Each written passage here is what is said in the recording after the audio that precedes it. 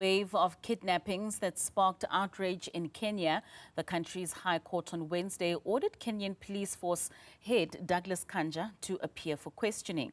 Dozens of people have allegedly been kidnapped following major anti-government protests last year, which sparked a bruising political crisis for President William Ruto. A new wave of disappearances over the Christmas break prompted rights groups to file a lawsuit against the police and the government, demanding the whereabouts of 6 missing young men.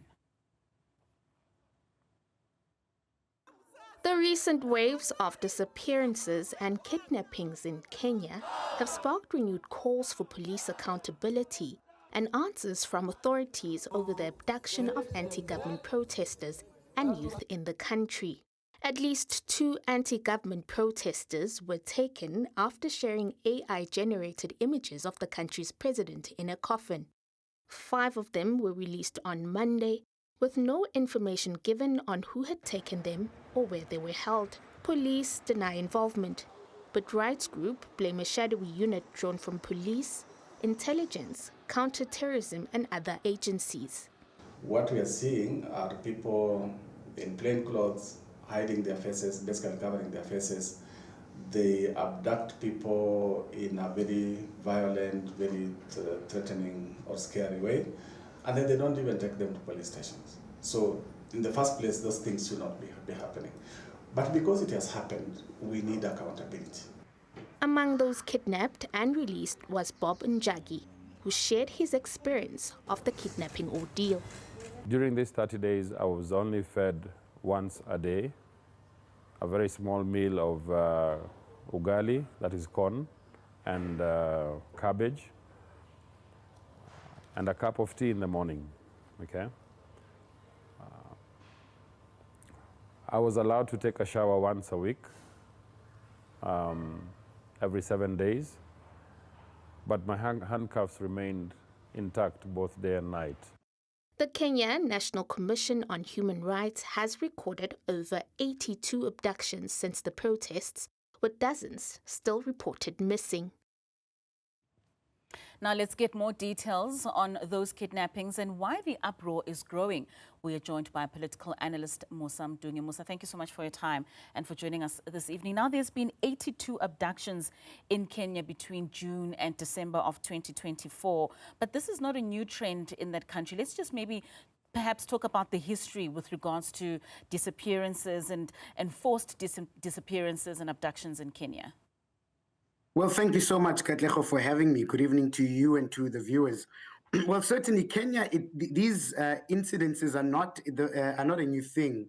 And certainly, the country has a long history dating back from British colonization in terms of the use of abductions and murders in order to silence those who are political critiques of the government of the day.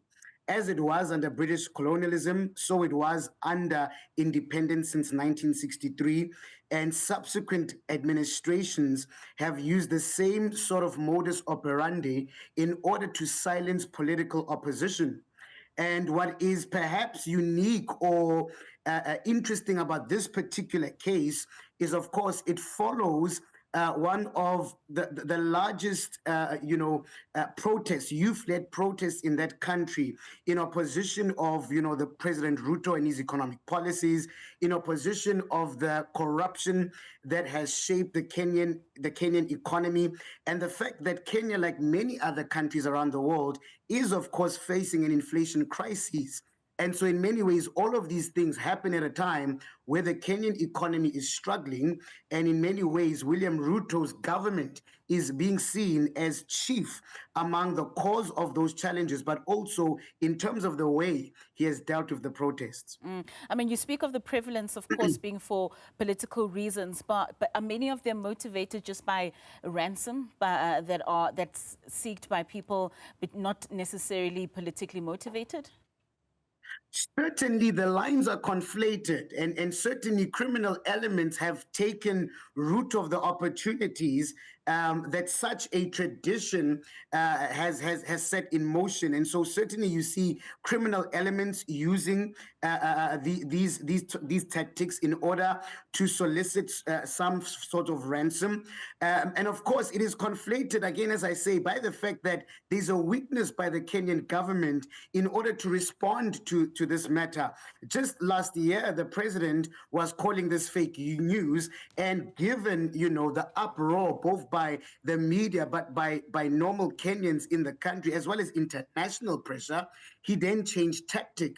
And for Kenyans, they've received that change in tactic as an admission of guilt, that in actual fact, these abductions, particularly those related to the protests since last year, 2024, are rooted within the Ruto government. And in actual fact, the Ruto government ought to be honest about its involvement in the abduction of many of these protesters. So what are then the broader societal implications of these kidnappings, and how does it impact day-to-day life for Kenyans, and how's the international community responding to this? Well, certainly the international community, there has been a level of alarm raised in terms of what's happening in Kenya. But of course, currently, President Ruto continues to face pressure. Remember, in response to the fact that he killed, certain tax bills that he wanted to pass in parliament, he then fired his whole cabinet.